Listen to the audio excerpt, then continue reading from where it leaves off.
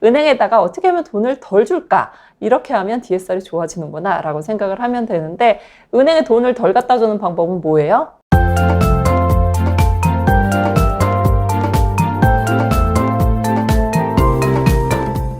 안녕하세요. 반갑습니다. 레오입니다.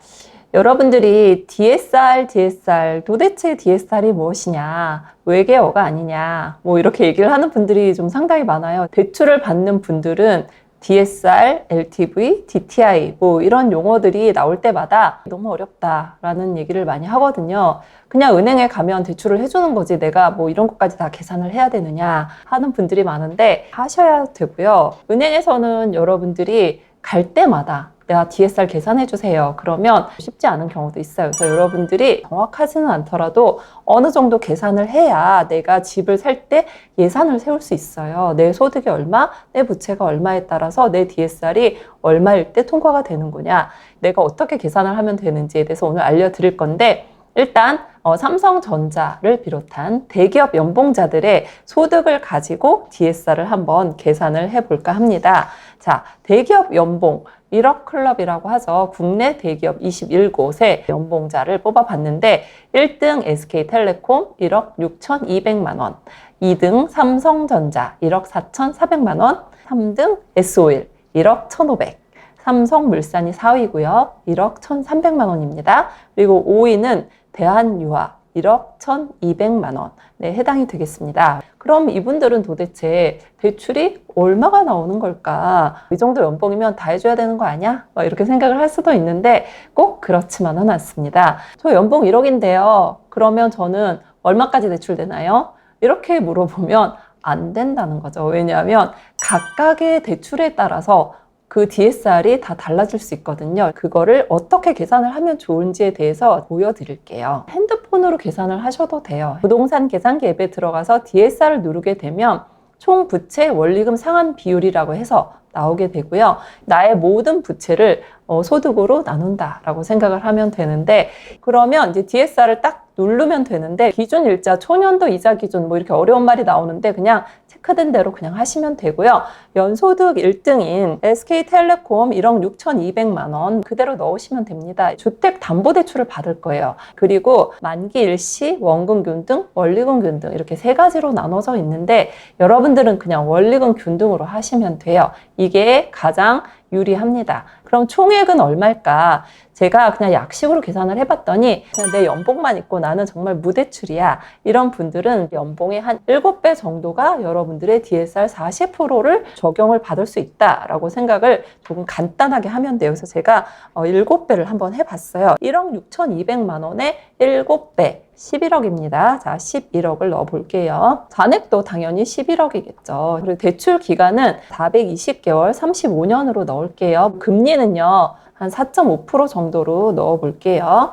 내가 DSR을 이렇게 넣었죠. 연봉 1억 6,200만 원, 주택담보대출 11억이 과연 나올 것이냐 라고 하면 DSR 여기 밑에 보이세요? 38.56% 나와요. 40% 이내에 들어오면 된다고 했어요. 넘는 게 좋은 게 아닙니다. 안 넘어야 좋은 거예요. 그래서 자, 여기 보면 대출 건수 한 건이고요. 그대로 계산을 해서 연 원금 상환액이 1,324만 원 정도 되는 거고요. 연 이자 상환액이 4,922만 원 해서 총 6,200만 원 정도 1년에 은행에다 갖다 줘야 되는 금액인 거죠. 내가 돈을 1억 6천을 버는데 40% 이상을 1년에 은행에 갖다 주면 나는 대출을 안 해주겠다라는 게 은행의 입장이거든요. 원금과 이자가 40%를 넘으면 안 되는 그런 거고요. 2위 삼성전자 1억 4,400만 원. 그러면 7배 정도 된다고 했으니까 10억을 넣었어요. 또 420개월에 4.8%를 넣어보면 쭈루룩 계산이 돼서 39.44%가 나오네요. 역시 40%를 통과를 했어요. 주택담보대출이 DSR은 10억이 나온다라고 생각을 하면 돼요. 이거는 단순히 DSR만 보는 거고요. LTV도 따라와야 되는 거예요. 두 개를 다 통과를 해야 된다라고 생각을 하면 될 것 같아요. 여러분들이 사회 초년생이다, 아니면 내가 생애 최초다, 그러면 주택담보대출 제일 많은 금액이 얼마인지 아시죠? 6억입니다. 6억. 단독주택을 산다거나 빌라를 산다거나 하면 조금 더 늘어날 수는 있지만 아파트에서는 지금 가장 많이 받을 수 있는 한도는 6억이다라고 생각을 하면 될 것 같아요. 1위부터 5위까지는 6억을 받는데 전혀 문제가 없어요. 그래서 연봉 1억 6,200만 원이면 11억 가능하고요. 1억 4,400만 원이면 10억이 가능하고 1억 1,500만 원이면 8억이 주택담보대출로 가능합니다. 우리가 주택담보대출만 받을 게 아니잖아요. 또 중요한 게 뭐냐면 신용대출이에요. 그럼 나는 신용대출이 얼마 나오느냐? 신용대출도 DSR 40%를 통과를 해야 돼요. 신용대출은 사실 여러분들 억울한 면이 있어요. 신용대출 만기가 중요하지 않아. 왜냐하면 우리는 이자만 내고 있기 때문에 원금을 상환하지 않거든요. 근데 DSR 계산에서는 억울하지만 원금을 5년으로 나눠서 계산을 하게 되어 있어요. 신용대출은 계산을 해봤더니 나의 연봉의 1.6배 정도가 되면 DSR 40%를 적용을 받더라고요. 연소득 1억 6,200만 원 넣고 신용대출, 원리금균 등으로 넣으시고요. 총액 2억 6천만 원 넣을게요. 그리고 만기 60개월로 금리 4.5%로 그냥 대략적으로 넣었어요. DSR 계산기를 딱 누르면 DSR 40%, 38.72% 나오니까 2억 6천이 가능한 거죠. 내 신용대출은 한 1.6배 정도가 내 DSR 40%를 통과하는구나 라고 생각을 하면 될 것 같고요. 그런데 단순히 신용대출만 있고 주담대만 있는 게 아니에요. 이거를 복합적으로 계산을 할 수밖에 없거든요. 나는 신용대출도 있는데 주택담보대출도 필요하다라고 했을 때는 여기에 보면 추가 항목이 있어요. 플러스 항목. 이거를 눌러서 주택담보대출을 계산을 하면 되는데 자, 삼성전자로 한번 계산을 해볼게요. 1억 4,400만 원의 소득을 갖고 있는 분은 신용대출을 얼마를 받아야 주택담보대출 최대치가 나올까라고 계산을 한번 해봤거든요. 우리가 주택담보대출을 최대로 받을 수 있는 금액은 6억이에요.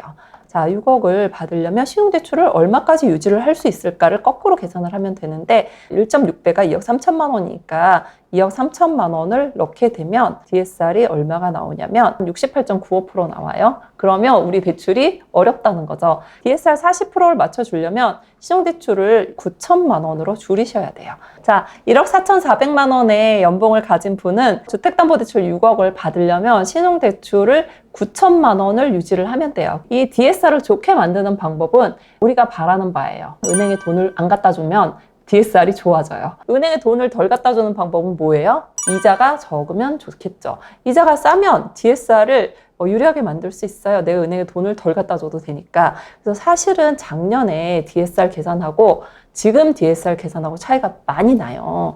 작년에는 금리가 2.5%대가 있었거든요. 기억이 안 나실 거예요. 그 정도 그렇게 쌌었나 할 텐데 현재는 한 4.5% 거의 2배 가까이 올랐기 때문에 DSR에 아주 나쁜 영향을 미치고 있다라는 거죠. 그다음에 또 DSR 좋게 만들 수 있는 방법은 기간을 늘리면 돼요. 우리 지금 만기가 얼마예요? 35년? 40년? 그리고 주택금융공사 모기지가 앞으로 50년도 나온다고 해요. 만기가 길수록 은행에 갖다 주는 돈이 적기 때문에 DSR에 유리할 수 있다라고 생각을 하면 되고요. 지금 은행권은 DSR 40%를 유지를 해야 되고 비은행권이라고 하는 보험사 같은 경우는 DSR 50%까지 가능하기 때문에 여러분들이 내가 신용대출을 조금 더 두고 싶다 하는 경우 DSR이 10% 정도 높은 비은행권 보험사에서 대출을 받으면 될 것 같고요. 여러분들이 대기업에 입사하거나 직장을 가져서 대출을 받을 때 꼭 네오대출연구소에서 도움을 받기를 바라겠습니다. 감사합니다.